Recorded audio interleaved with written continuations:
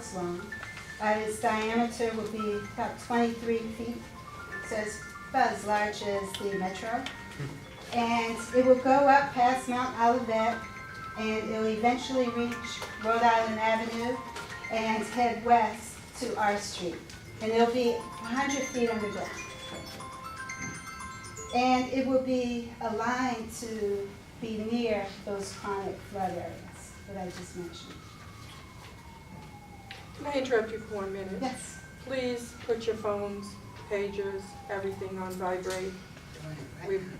Sorry, it's very distressing when somebody's talking. So, thank you. Go ahead. So there are two phases to this project. The first phase is utility relocation, and that is to move the utility lines out of the way of building those support facilities that will be begun in the second phase of the project, where we start the building of the tunnel and the building of those facilities. So the first phase starts this month for this area on R Street and on Florida Avenue. And so we're here also to talk about what some of those impacts will be. There will be lane closures. There will be a reduction in parking in certain areas. You'll hear the noise of the construction. We'll work to reduce that noise as we can. And that's why I'm here to encourage you to sign up for the sign-in sheet. But in addition to reaching out to you that way, we have a number of other ways that we would like to use the network of the ANCs, the civic associations to help inform the residents. We'll do door-to-door notification. We will talk to businesses who will be in those direct areas of construction to work with them in any way that we can to reduce some of the impacts. So along with me tonight, I have a resident engineer, Thomas DeLego, who can talk to you more about some of what the traffic impacts might be. In the back, we have our construction resident engineer, Paul Houston. And with me also is my colleague in outreach, Shannon Johnson-L. She's with the Fort Myer Construction Corporation, who will be doing the work. Tom, would you like to say? Thanks. Just so that everyone's clear, we are, currently have contracted with Fort Myer Construction, and they are going to be doing the work for this first phase, the utility relocation. And if you want to flip to page 12 of the presentation, this gives you just a brief overview of some of the utilities that are going to be relocated. If you don't have a presentation, just raise your hand and we'll give you one. Awesome. So, basically, everyone I think is familiar kind of with the triangular shaped area of Rhode Island Ave, R Street, and 6th Street. And I'll wait till everyone gets one. And we're going to be relocating a 48-inch water main in that area. What page? I'm sorry. It's page 12. It says R Street site on the top. R Street site, yes. So for this R Street site, the utilities that we're going to be relocating are a 48-inch water main. We have a Verizon communication duct bank that's going to be relocated, along with some electric duct banks, and we also have a storm drain line that we're going to be relocating. The facilities there, we've kind of prioritized the site. We want the contractor to get out here, work on it right away, and get this done. So we anticipate starting work sometime in July, and this work could last probably 10, 11 months until it's complete, and that's just for relocating these utilities. The second site that we're going to be, if you flip to page 13, it just gives you an overview of what's going to be coming in the future as part of the northeast boundary tunnel. There is going to be a diversion chamber and drop shaft at that site. and that's gonna be part of the second phase of construction. And that won't start until after 2017. Pages 14, 15, and 16 kind of give the extent of work that we're gonna be doing there.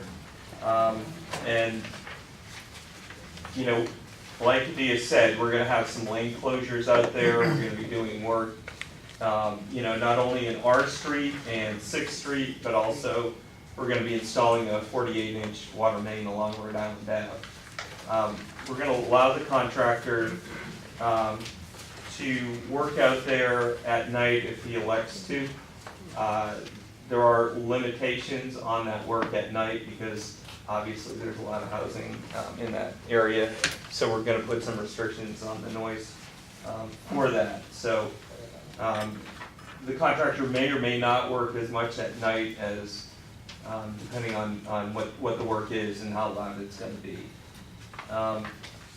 The next site that we're gonna work at is Florida Ave, and that is on sheet 17 of the presentation. And I'll just go through this real quick. Again, we're gonna be moving some water lines, almost identical. We're gonna be working in Rhode Island Ave. We're gonna be working at 3rd Street Northwest and Florida Ave Northwest. The utilities, in addition to the water lines, we're gonna be relocating some gas lines. And in fact, some of that gas work is happening right now. And we're also going to be relocating some of the Pepco lines, and there's some traffic signals out there. That work probably will start a little bit later in this contract. We probably will anticipate that work starting sometime in the January of 2017. And I'm not, again, although we privately contracted out with Washington Gas to do the work they're doing, the contractor won't be out there for quite a few months. Again, sheets 19, 20, and 21. 19, 20, and 21 just kind of give some of the extensive work and some of the lane closures that will be accompanying this work. And the final site that will affect this A&C will be work at T Street. And T Street, the work is going to be pretty minimal. We're going to be relocating some water lines, 12-inch water lines, 8-inch water lines. In addition to that, we're also going to be relocating some of the Pepco lines, and there are some DDOT traffic duct banks as well that we're going to be relocating. That work, again, is not going to be as anticipated. Just trying to get through this a little bit quicker. If you flip to page 24, probably sometime in April of next year is when that work will actually even start. And again, that work, you know, there's going to be some lane closures. The end of T Street's going to be closed. That probably has very little effect on many people here. I have a question. Sure.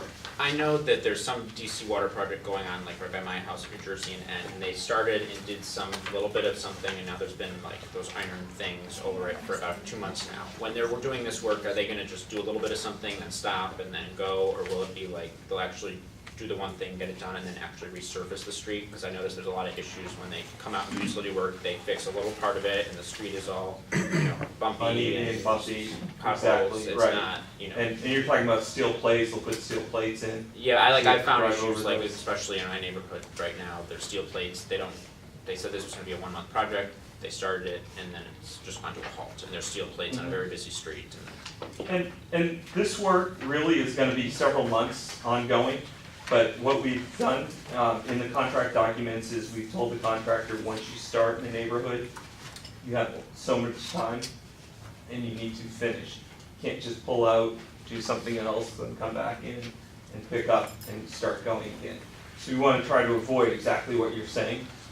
And would they be held Having said- accountable if they don't do that? I mean, I know like in private time, contractors, if you do a house and they don't meet a deadline, they can start being refunded. Is there like some type of accountability on these contractors, not to just come in There and is do some something? accountability there. There's liquidated damages that can be applied.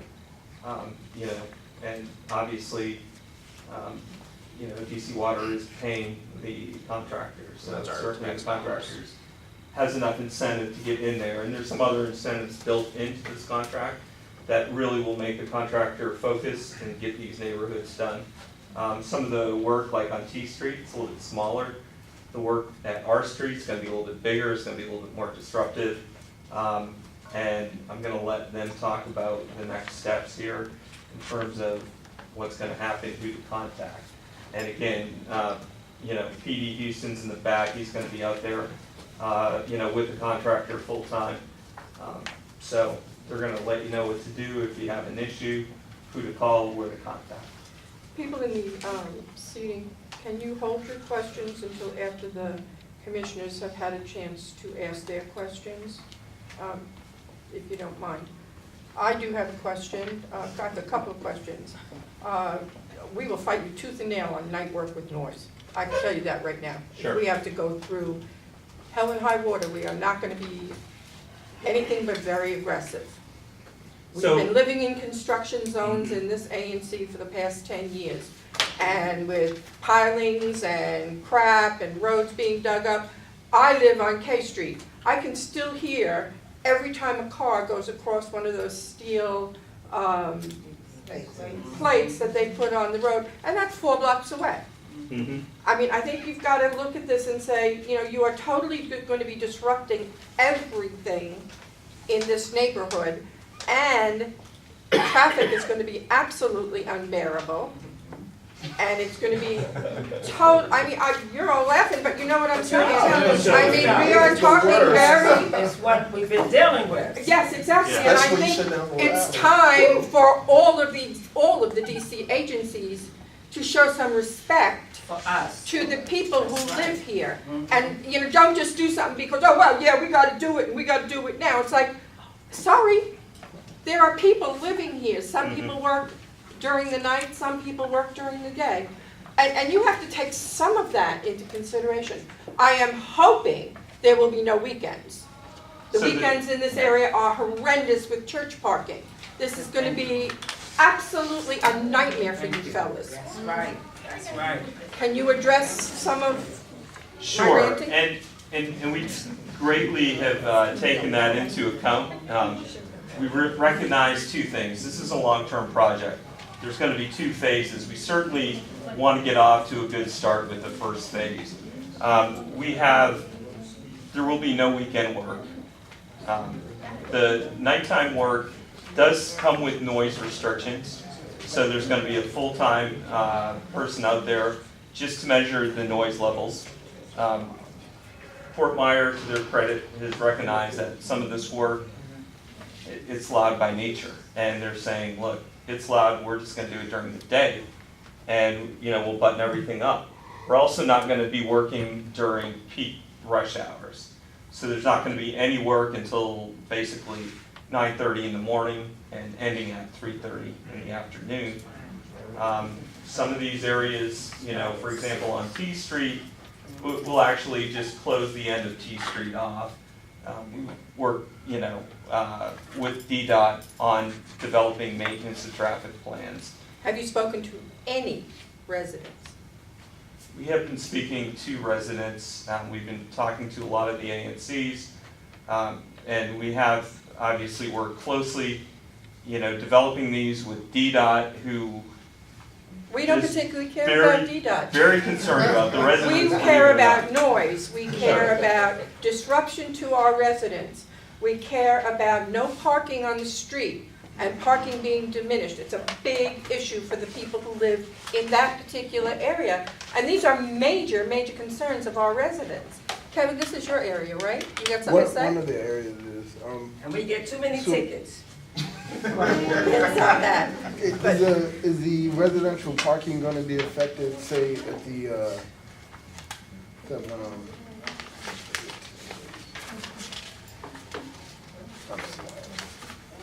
You mean in T Street? No, not on T Street, the one. Rhode on Island, R yeah. Street. R Street in Rhode Island? Yeah. So the, our street in Rhode Island, yeah, we will, limit the amount of work that we do at our street, but the, bottom line is, at some point, there's an existing 48-inch water main in our street that we have to remove. So there is gonna be some effect to the parking in there. And we truly recognize that parking is at a minimum. Obviously, the contractor is not allowed to park there. We're gonna do everything we can to minimize that. But to sit here and say that, for the 10, 11 months, the contractor's gonna be out there, that no traffic would be, impacted or no parking, that, would be a complete, lie for us to say. So, we're gonna try to minimize that. We're gonna have to work, in sequences that are, both effective to production and minimizing impacts. Will parking be affected on that whole block of our street? I mean, there'll be no parking on that whole block? Yeah, I didn't say that, but at some point, probably in No. phases, are gonna limit, parking, and then we'll probably move up and limit some parking. But that's most likely during the daytime, Yes. and we wanna try to get the parking back open again at night.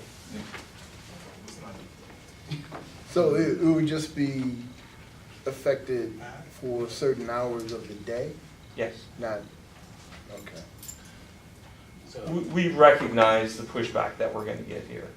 And again, I think if we can just get out a couple of pieces of information so that, the contractor has a hotline number. We want everyone to make sure they're aware of, as well as, information that we're gonna be putting on websites. So if I could actually add to Commissioner Chapel's concerns, because I have had some DC water projects taking place in my single-member district recently, and the contractors have been playing fast and loose with parking. They've been parking in alleys, which is clearly illegal. They have been putting up emergency no parking signs on adjacent residential-only parking streets so that they can park there. So I have some significant concerns about how the contractor's parking is going to be handled with this project. So as we get into the project, One of the good things about having Fort Myer on board for this utility relocation job is they have a impoundment right there at 400 R Street, where most of the staging area is going to be, except for the overnight parking of their equipment, which we've identified small staging areas at each site so that they don't have to travel back and forth with their big backhoe and things like that. But they also have a staging area up on 8th Place, behind the tire shop there. Their POVs, their privately owned vehicles will be staged there. They won't be in the neighborhoods. We're not gonna allow that. Neither are we. Certainly their work trucks on site. If they have to impact any parking, they'll let everybody know ahead of time. And it will be limited to certain daytimes, and at night when they're doing the quieter stuff, they'll be moving. They won't be parking in front of people's houses with their equipment running and things like that. So that certainly would be helpful, but as I've indicated, contractor employees' personal vehicles We are being understand. parked in manners that are in clear violation of the law.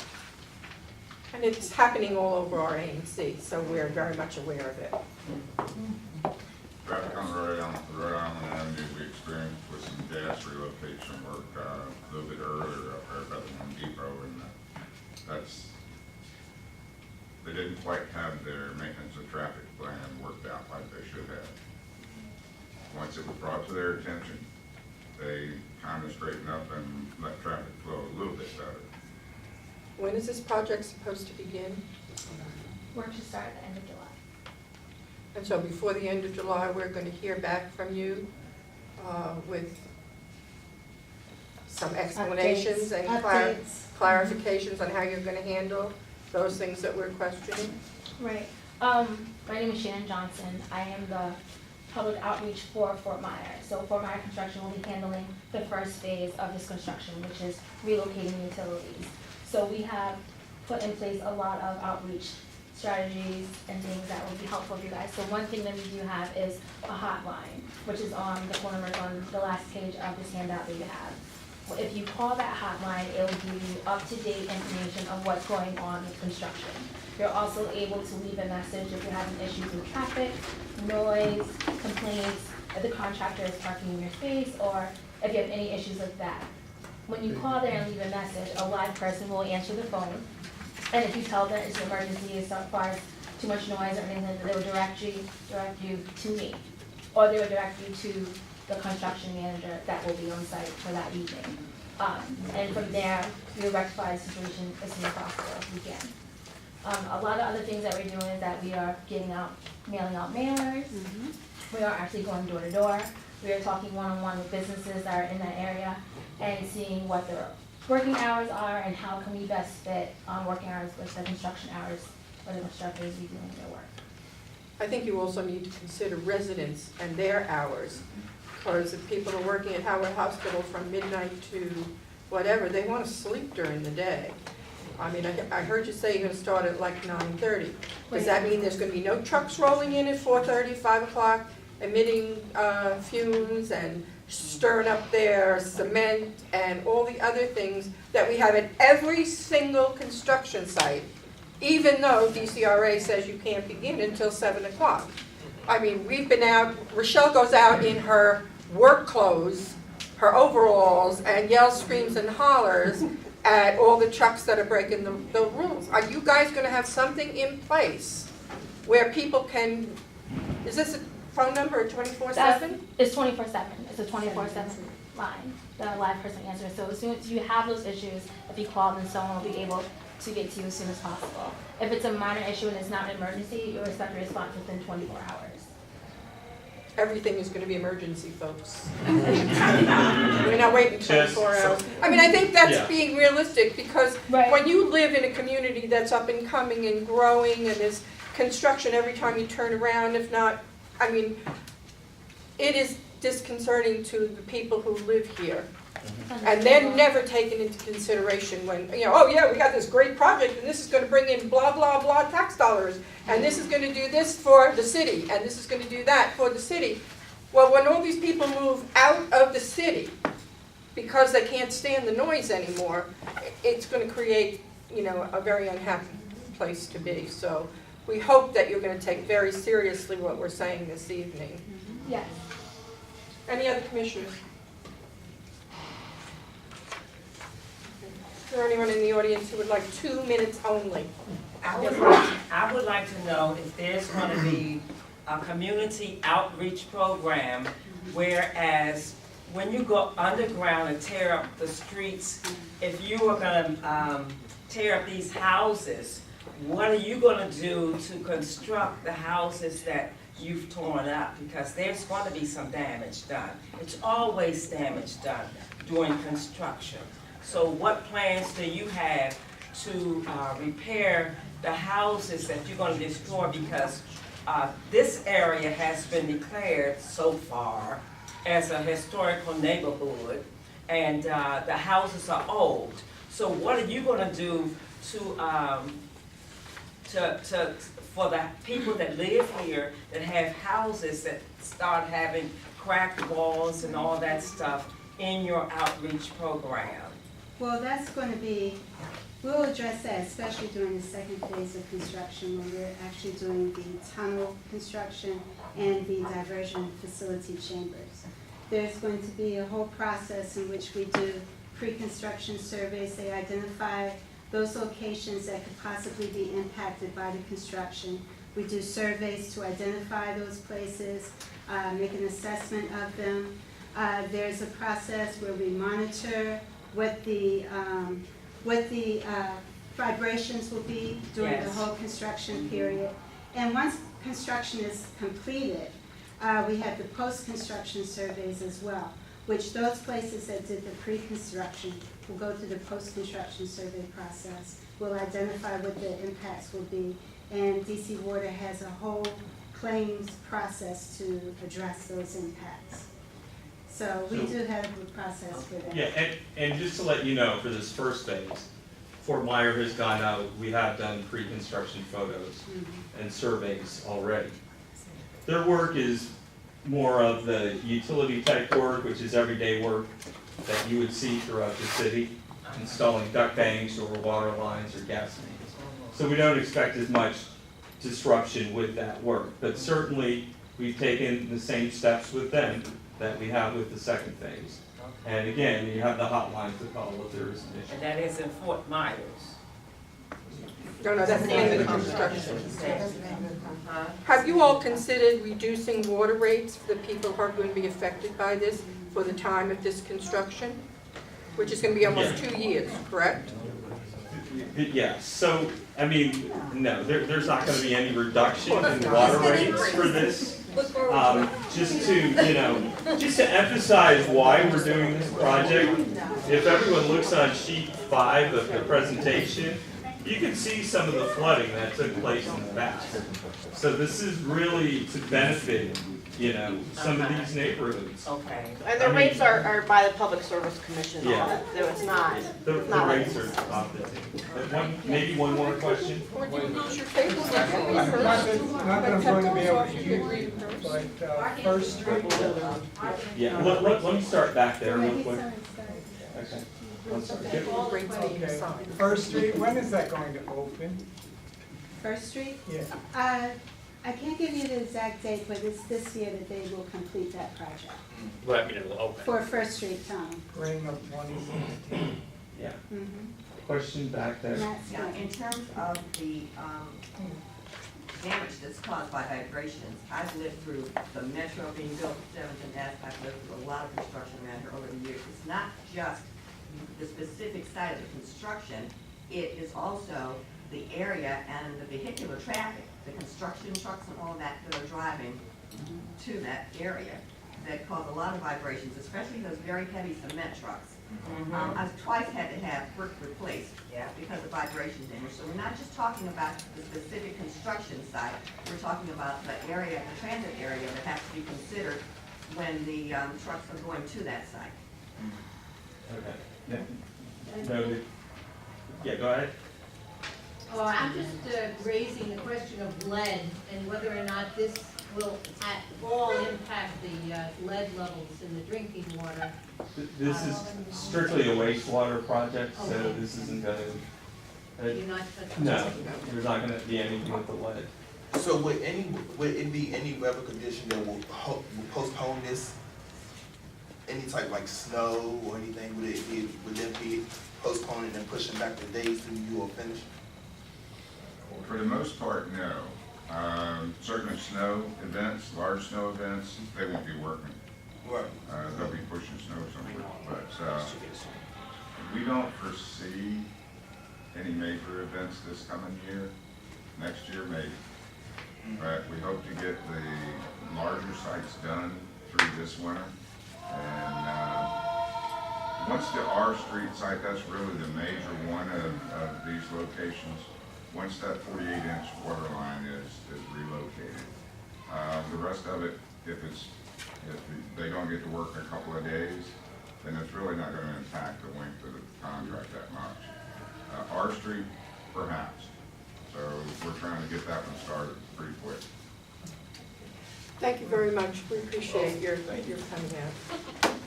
You have our contact information Well, on the can I back. make my sort of suggestion, because we've been impacted by DC Water just in our alley here. The process for telling people in advance what you're doing is like non-existent. And you have to do a better job. I mean, nowadays, you have Twitter. Can't you, if you have a project or an emergency, can't you just post it to everybody just in case? Because Yeah. no one knocked on the door. It's only on one block, but I mean, it's just terrible. We'll use various means of outreach as many Well, we as we haven't seen can. it. Well, So I we did get a use social postcard media. about flushing the water in the the hydrants, that was it. And of course, that hasn't happened yet. Well, you know, and I forgot, didn't they tear up like 6th Street already here for some other project? Nobody knows what the project is. You know, you see the trucks, you know, you can't tell who's a DC water person from a contractor. They sometimes they run into people, things like that. And there just needs to be a better process of, you know, contacting, or particularly like you're saying, working at night. That's supposed to be illegal, and that if you're a regular contractor, you're supposed to tell people in advance that you have to work at night. If we could get that notice, that would help us. Definitely. Okay. What? Thank you so much. We appreciate it. Thank you. Have a great evening. Sursum Quarter, Present. and accounted for. That is correct.